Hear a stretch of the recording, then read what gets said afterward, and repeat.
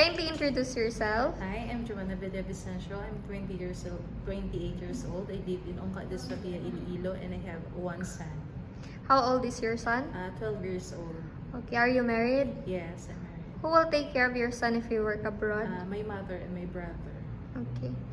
Why do you want to work as domestic helper in Malaysia? I work as a domestic helper to Malaysia to help my family. Okay. If you work there, what do you prefer to take care? Household and children. Okay. Do you have long patience with small children? Yes. Okay. How many days off would you like to have in a month? 2. Okay. You understand that you cannot go outside during rest day? Yes. With your cell phone, are you willing not to use it during working hours? Yes. Okay.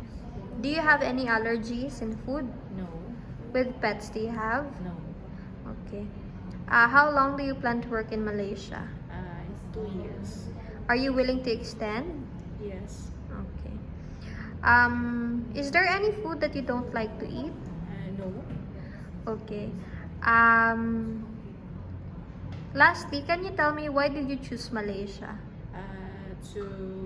I think to experience. Okay. Well, that's it for our interview. Thank you for your time today. Thank you.